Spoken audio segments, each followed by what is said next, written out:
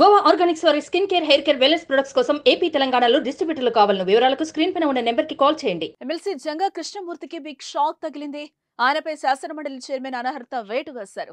Party ఫిరాయింపుల నిరోధక చట్టం కింద అనర్హత వేటు వేయాలని వైసీపీ ఫిర్యాదు మేరకు ఎమ్మెల్సీగా కృష్ణమూర్తి అనర్హుడని పేర్కొంటూ గెజిట్ నోటిఫికేషన్ అయితే జారీ చేసింది.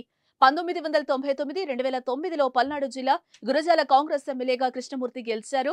అనంతరం వైసీపీలో చేరి 2014 ఎన్నికల్లో పోటీ చేసి ఓడిపోయారు ఆయన.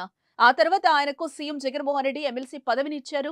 2019లో గురజాల నుంచి పోటీ చేయాలని భావించిన వైఎస్ఆర్సీపీ అవకాశం అయితే ఇవ్వలేదు. అయితే ఆయన 2024లోనైనా గురజాల నుంచి పోటీ చేయాలని భావించారు. కానీ అధిష్టానం అవకాశం అయితే ఇవ్వలేదు. మరోవైపు గురజాల ఎమ్మెల్యే కాసు మహేష్ రెడ్డితో కూడా విభేదాలు మొదలయ్యాయి. దీంతో ఎన్నికల ముందు వైసీపీకి గుడ్ బై చెప్పి టీడీపీ తీర్థం పుచ్చుకున్నారు.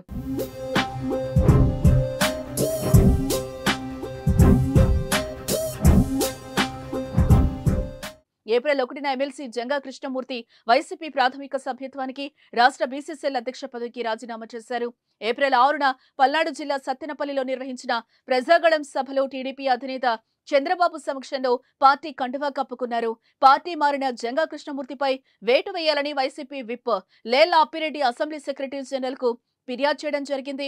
వైసీపీ ఫిర్యాదు మేరకు శాసనమండలి చైర్మన్ మోషన్ రాజు జంగా నుంచి పలుసార్లు వివరణ తీసుకున్నారు. జంగా ఇచ్చిన వివరణ ఆధారంగా ఎమ్మెల్సీగా కృష్ణమూర్తి అనర్హుడని పేర్కొంటూ గెజిట్ నోటిఫికేషన్ జారీ చేశారు. ఒక పార్టీ టికెట్ పై గెలిచి మరో పార్టీలోకి ఫిరాయింపులకు పాల్పడితే పార్టీ ఫిరాయింపుల నిరోధక చట్టం కింద 6 సంవత్సరాల పాటు ఎన్నికల్లో పోటీ చేయకుండా వేటు పడుతుంది.